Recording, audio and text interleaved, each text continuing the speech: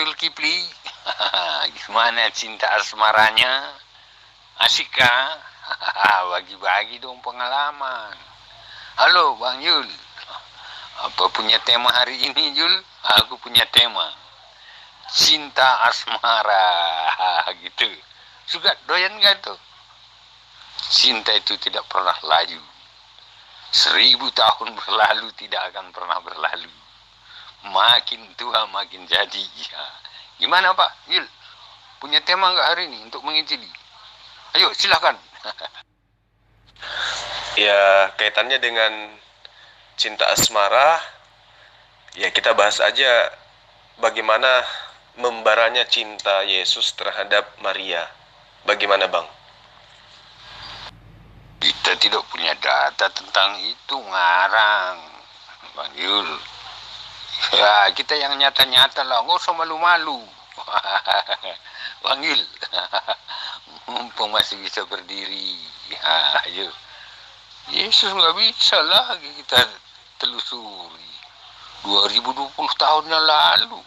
Apa terlalu banyak nonton film Bang Yul? Sehingga tergoda. Cleopatra. Oh tergesa semuanya. Bagi-bagi dong, bagaimana pengalamannya? Kalau saya nggak ikut, saya nonton aja. Kan banyak-banyak teman muslimnya yang mau nyontoh. Gimana resep mereka tanya? Udah banyak yang tanya Bang Yul. Ayo kita lanjut. Ya, itu kan masih ada di kitabnya Bang Sopan.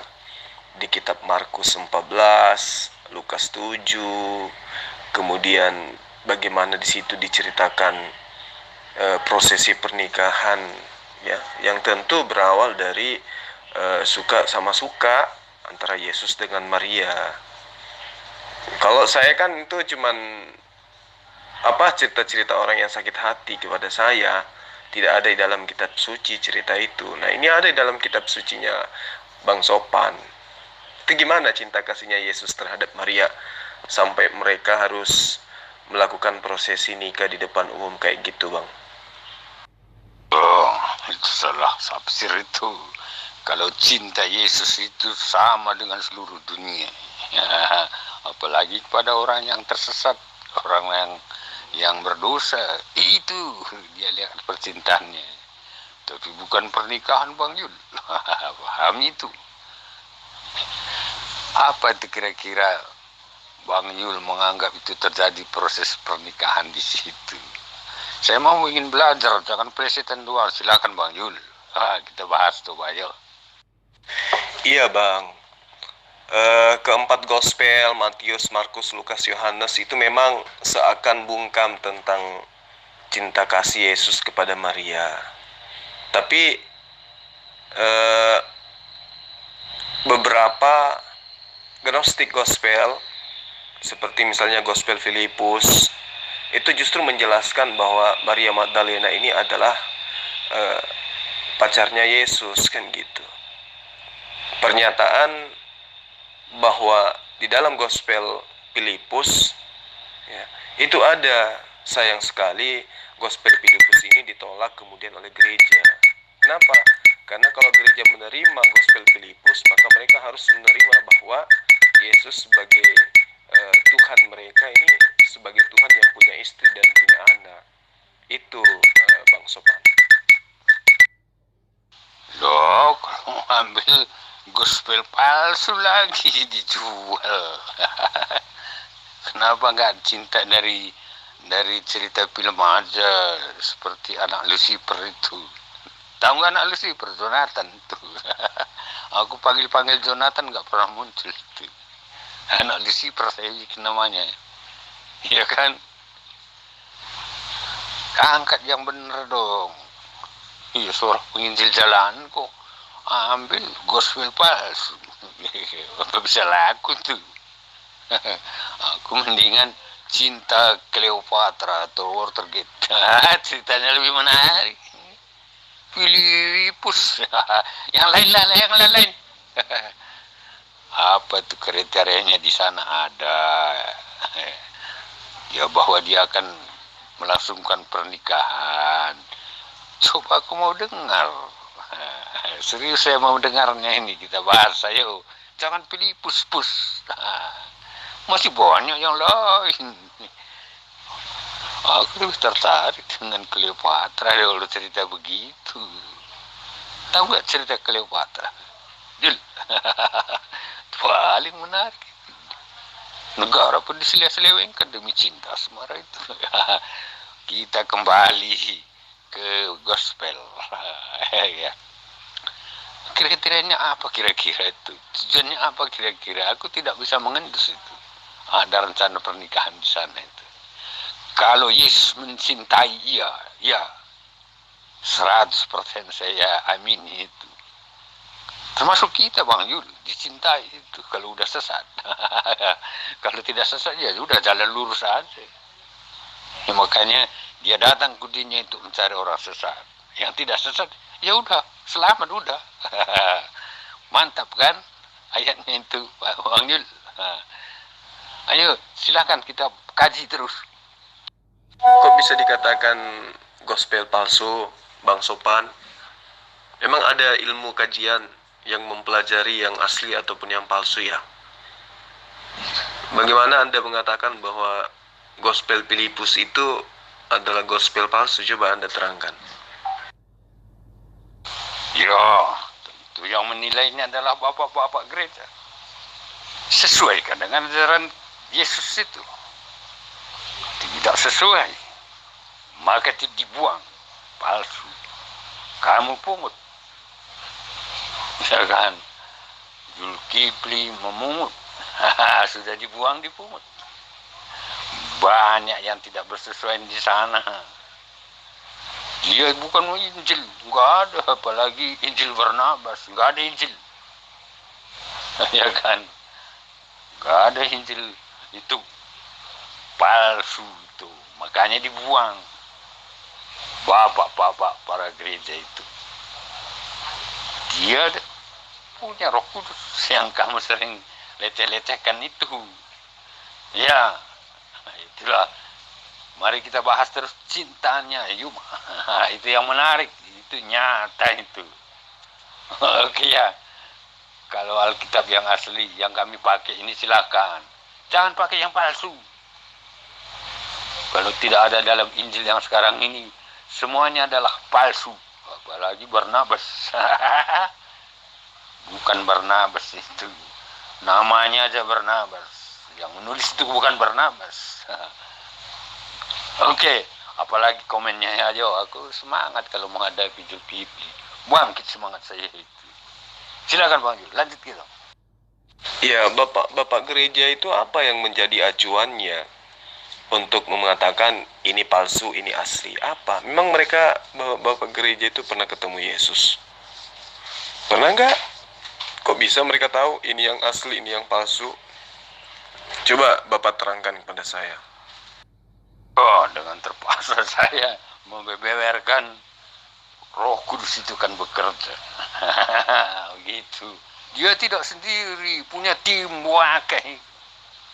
Tidak sendirian, dipertimbang-timbangkan semuanya itu. Ya kan? Kalau saya sandingkan dengan Quran. Quran itu telah banyak dibakar tuh. Kenapa? Mungkin ada karena tidak sesuai, kan begitu. Sama itu. Jangan kamu memandang sebelah mata. Pandang juga Quran. Dibakar-bakar banyak. Itu kan gitu. Kenapa dibakar? Kemungkinan tidak keseragaman. Walaupun dibakar-bakar masih tercium juga. Tapi bukan urusanku itu. Urusanmu. Ya kan? Telah diutus Roh Kudus itu sebagai penolong. Supaya aku apa yang kukatakan kata Yesus, dia nanti yang mengungkapkan semuanya. Kami yakini dengan kekuatan Roh penolong itu. Roh Kudus itu. Bagaimanakah Musa bisa menceritakan penciptaan? Roh Kudus bekerja di sana. Sama dengan bapak-bapak gereja itu. Ya kan? Sama halnya kalau itu kamu perhitungkan, lembaran Quran itu telah dibakar lebih banyak daripada yang sekarang ini. Ya, seperti itulah. Apalagi, lanjut kita. Nah, inilah makanya saya malas berdebat dengan Bang Sopan. Ya, karena habis-habiskan waktu aja, Bang. Saya tanya, apa yang menjadi acuan? Gospel Filipus dianggap sebagai gospel palsu, dan gospel Lukas dianggap sebagai gospel asli. Apa rujukannya? Apa pijakannya? Disiplin ilmu apa yang digunakan untuk menilai itu? Itu yang ingin saya tahu. Lah Bang Sopan larinya ke Al-Quran. Ini kan membahas tentang kasih sayang kan, tentang Yesus dan Maria, di mana mereka adalah orang yang konon ceritanya berpacaran, bahkan kawin, nikah, kan gitu. Ini yang sedang dibahas, pembuktian daripada kasih sayang Yesus itu terhadap Maria. Diberitakan oleh Gospel Filipus. Bahkan Gospel Matius, Markus, Lukas juga kan menceritakan bagaimana prosesi Maria menciumi kaki Yesus dan seterusnya, menyekanya dengan rambut, meminyaki rambut Yesus. Itu kan prosesi nikah ala Yahudi masa lalu, masa tempo dulu. Ya, Yesus sering menciumi Maria di depan murid-muridnya. Lalu murid-muridnya keberatan. Itu kan ada di dalam cerita-cerita yang ada dalam kitab Bang Sopan. Jadi kayak mana coba? Kalau dikatakan itu palsu, ya apa pijakan mengatakan gospel yang ini palsu, gospel yang ini asli? Tunjukkan ayatnya di mana Yesus menyuruh menyunat. Tunjukkan ayatnya di mana Yesus suruh makan babi. Ayo, nyungsep. Maksud daripada pertanyaan ini apa ya, kalau boleh saya tahu? Silakan. Pinterlah sedikit. Yang saya tanya, di mana ayatnya Yesus menyuruh disunat? Di mana ayatnya Yesus menyuruh makan babi? Ngerti nggak? Artinya perkataan Yesus, 8 hari Yesus belum ada ngomong, bro. Coba pintar, otaknya dipakai. Jadi maksudnya gini, Anda tidak sunat karena tidak ada perintah untuk bersunat dari Yesus. Kemudian Anda makan babi karena tidak ada larangan dari Yesus makan babi. Itu maksud Anda ya? Apa betul seperti itu? Anda kan sudah sering berdebat sama yang senior-senior. Masa itu aja harus saya jelaskan? Bukan. Supaya saya tahu, saya harus menjelaskan di sisi mananya gitu loh. Ya, saya harus sesuaikan dengan kemampuan Anda untuk menangkap penjelasan saya. Makanya saya harus tahu dari Anda memahaminya dari sisi mana gitu. Kalau saya menjelaskan nanti Anda nggak paham lagi. Itu maksud saya. Ya tanya aja temanmu yang mengatakan itu, bahwasanya Yesus tidak ada ya melarang, atau Yesus menyuruh katanya disunat. Kan gitu. Atau Yesus tidak ada melarang supaya tidak bersunat gitu kan gitu temanmu. Sama juga makan babi kan gitu kan. Siapa nyuruh makan babi? Yesus kan gak ada menyuruh makan babi kan katanya. Nah saya tanya, mana ayatnya? Gitu aja, simple, Jul. Nah, repot-repot. Udahlah, belajarlah kalau gitu. Itu aja diputar balik ngapain? Oke, jadi saya sudah tangkap poinnya. Artinya kamu itu tidak bersunat karena Yesus tidak pernah melarang, tidak pernah Yesus itu memerintahkan bersunat. Dan kamu makan babi karena Yesus tidak pernah melarang makan babi. Nah, baik. Sekarang coba buka cakrawala berpikir kamu, tenangkan hatimu, atur napas baik-baik. Di dalam Matius 5 ayat 19, manusia yang kamu sembah itu mengatakan seperti ini. Karena itu, siapa saja yang meniadakan salah satu perintah hukum Taurat, sekalipun yang paling terkecil, lalu kemudian mengajarkannya demikian kepada orang lain, maka dia akan menduduki tempat yang paling rendah di dalam kerajaan surga, alias neraka. Apakah itu bukan kecaman dari Yesus ketika Anda tidak bersunat, ketika Anda makan babi? Coba, saya ingin tahu apa respon Anda. Silakan. Poinnya, Abang, dia itu bukanlah pengikut Yesus. Jadi mereka itu mengikuti ajaran Yesus itu hanya sekedar klaim. Faktanya dan buktinya mereka adalah pengikut-pengikut ajaran Paulus. Dan mereka itulah yang disebut antikristus kalau menurut Umi. Karena mereka menolak semua ajaran-ajaran Yesus. Bahkan bukan cuma menolak, mereka melawan dan membantah, membangkang terhadap ajaran-ajaran Yesus. Jadi benar, sangat benar yang Ade Umi katakan ini. Ya. Di dalam kitab 2 Yohanes 1 ayat 7 diterangkan, penyesat itu adalah mereka yang tidak mengimani Yesus datang sebagai manusia, tetapi mengimani Yesus datang sebagai Tuhan. Nah, itulah mereka menuhankan Yesus. Artinya mereka ini adalah betul bukan pengikut Yesus, tetapi mereka ini adalah penyesat, pikar Kristus atau anti daripada ajaran Yesus. Betul. Yang mereka ikuti adalah yang menggunakan atribut dengan tulisan Vicarius Filii, ya. Dan ajaran-ajarannya sekarang memang sudah sangat menempel pada mereka, seperti tentang boleh diperbolehkannya makan babi. Disunat itu adalah disunat secara rohani, bahwa Yesus itu adalah Tuhan, bahwa yang mengajarkan sunat itu derajatnya sama dengan anjing. Yaitulah ajaran-ajaran antikristus. Di dalam jidat mereka itu sudah tertulis Vicarius Filii, Bang. Iya, benar sekali. Padahal, kalau mereka mengatakan mereka meninggalkan sunat jasmani, ya, menuju kepada sunat hati, mereka juga salah artikan sunat hati itu apa. Umat Islam itu setiap saat sunat hati. Yang dimaksud sunat hati itu coba kita lihat di dalam Ulangan 10 ayat 16.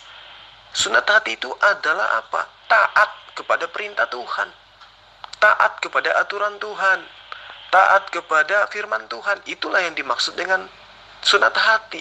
Meninggalkan kesombongan, meninggalkan keangkuhan, meninggalkan tegar tengkuk, meninggalkan congkak terhadap pembangkangan atas perintah-perintah Tuhan.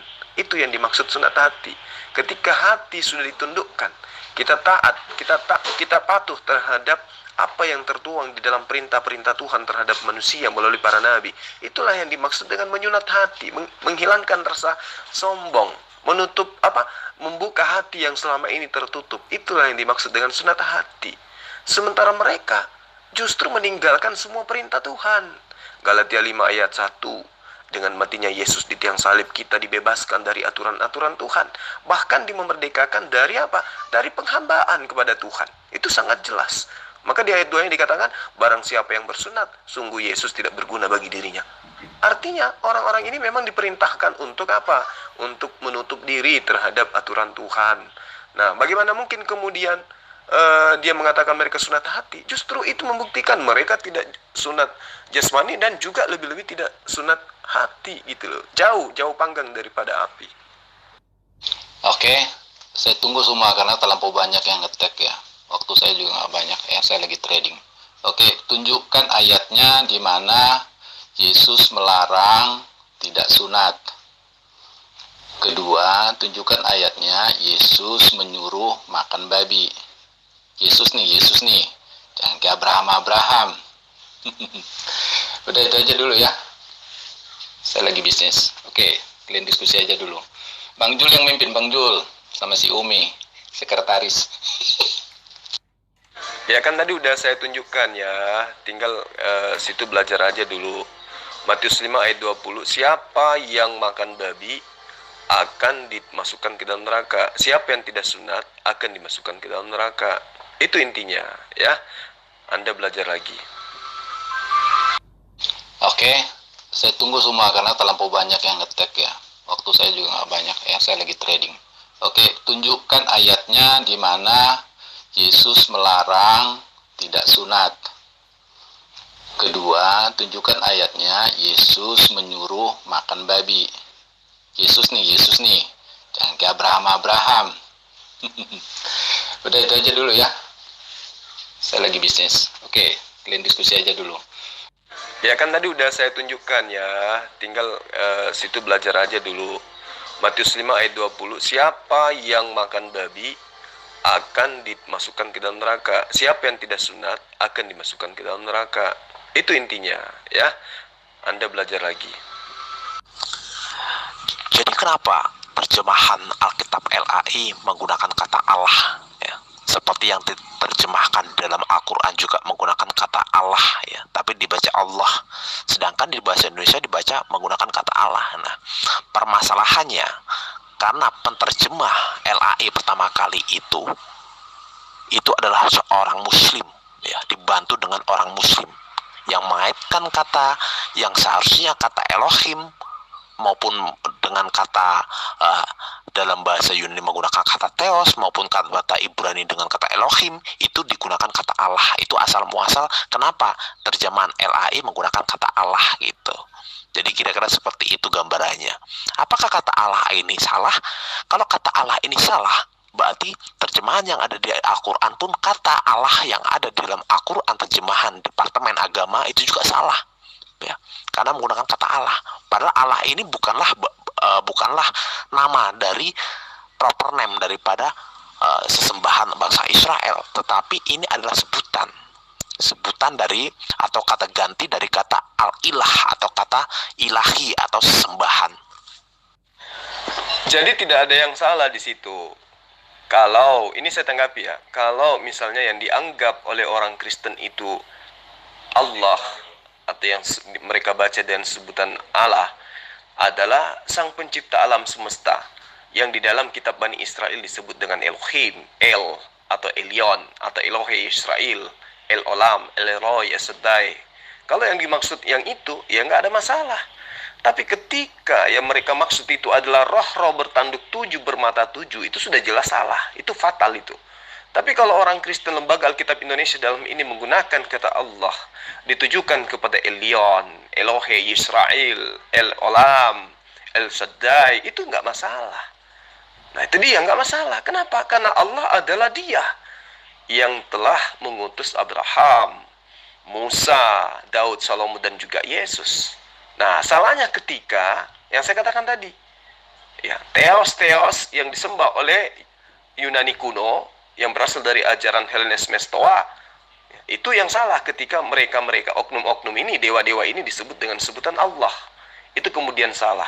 Tapi ketika hanya merujuk kepada sembahannya Abraham disebut dengan Allah, yang kalian baca dengan Allah, itu nggak masalah. Itu udah benar.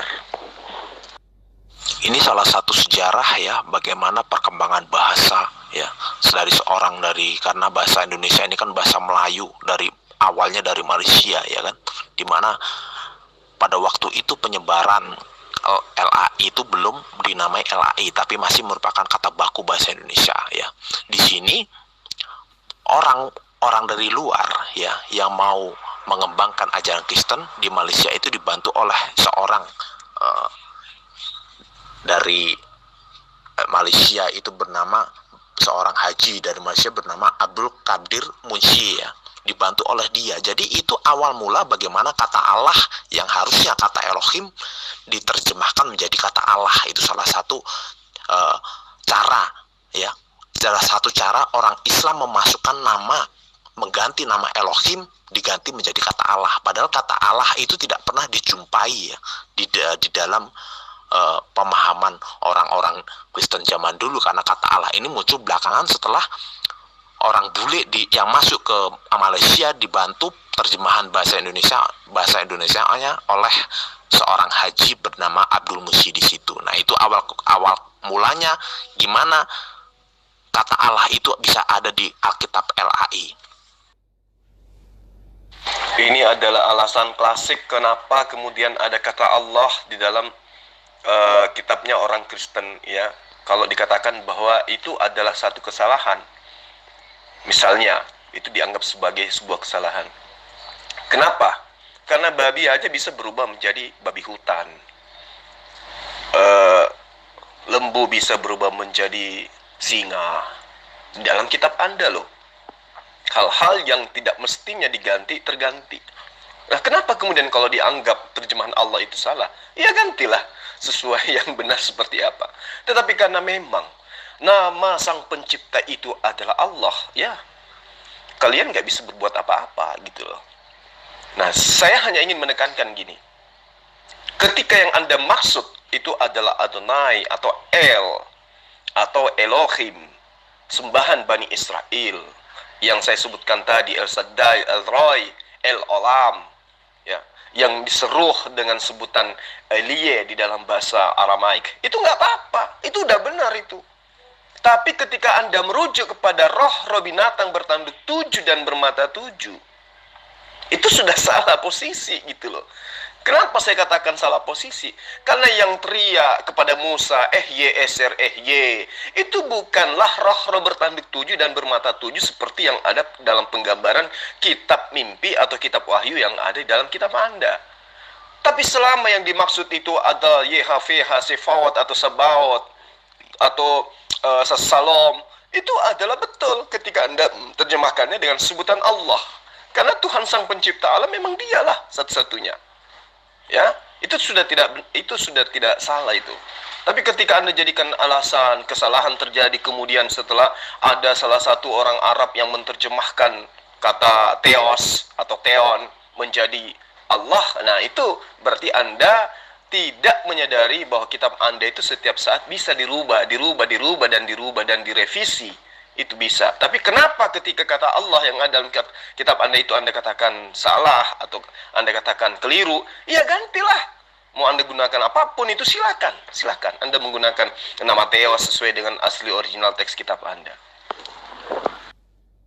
Apakah kata Allah ini tepat untuk menggantikan kata untuk Adonai sendiri? Ya salah ya. Kata-kata Allah ini awalnya itu dari kata El. Kata El ini bermaksud adalah sesembahan, tidak merujuk kepada nama ya.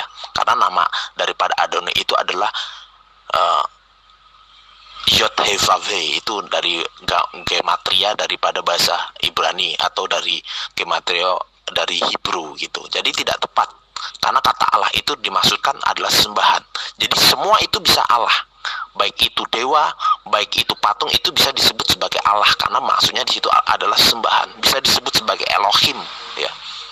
Bahkan Yesua juga bisa disebut sebagai Elohim, ya. Itu tergantung ke konteks seperti itu, gitu. Jadi tidak pernah ada sejarah ya Adonai atau Yod-Heh-Vav-He itu berubah nama menjadi Allah Subhanahu wa Ta'ala, itu tidak pernah. Itu tidak akan pernah terjadi.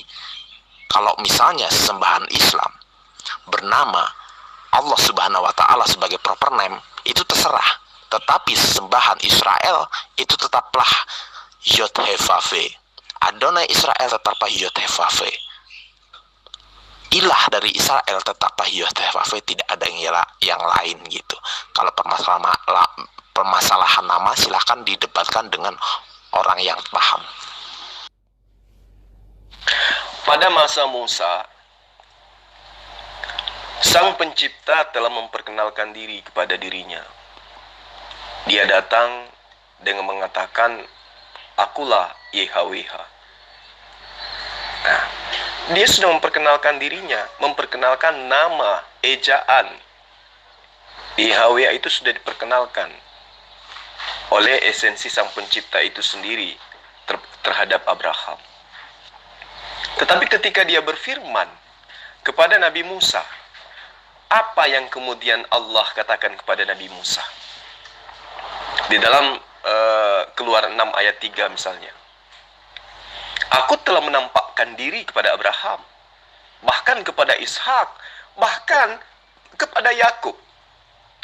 Tetapi sebagai Tuhan yang Maha Kuasa, ya, tetapi sebagai YHWH yang Maha Kuasa, aku belum memperkenalkan namaku. Aku belum menyatakan namaku. Jadi sangat nyata ketika dia mengatakan, aku telah menampakkan diri kepada Abraham, Ishak dan Yakub sebagai Sang Pencipta. Nah, Sang Pencipta di situ sudah tertulis di dalam original teksnya tanpa nikut. Di situ tertulis YHWH.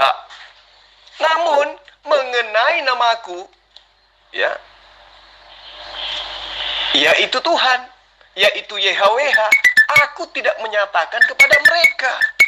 Artinya YHWH itu bukan nama asli, itu bukan proper name, tetapi itu adalah predikat Sang Pencipta. Dia bukan makhluk, dia bukan malaikat, tetapi dia adalah Sang Pencipta.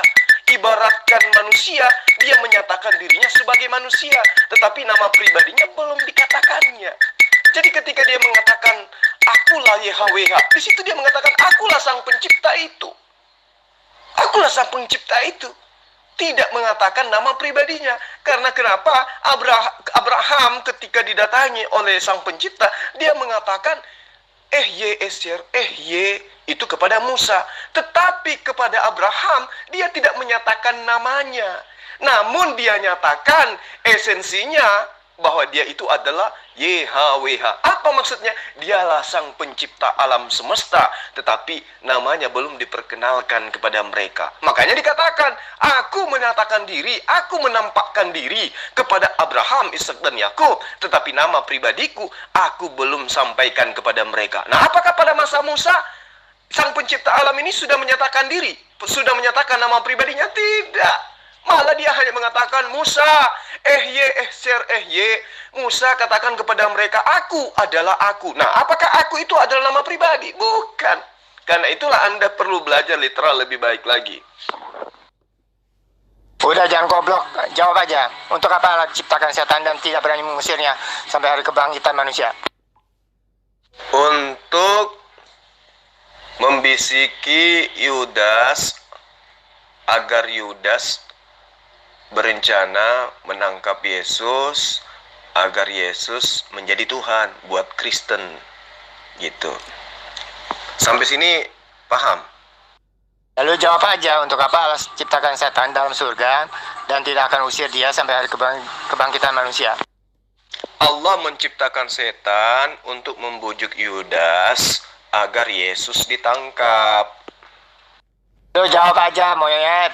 Lu nggak ngerti bahasa Indonesia. Untuk apa Allah ciptakan setan di dalam surga dan tidak akan usir dia sampai hari kebangkitan manusia? Itu pertanyaan gua dari awal. Kalian nggak berani jawab.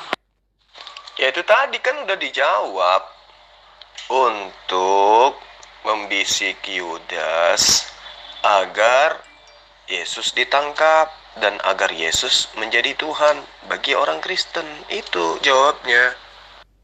Iya, lu jawab lah. Kalau bukan banci kaleng, ayo. Allah ciptakan setan sebagai karya terbaiknya sebelum dia menciptakan manusia. Dan Allah menciptakan setan dalam surga dan menyimpannya sampai hari kebangkitan manusia. Jelaskan. Saudara Togar nggak mau lagi nanggapin saya.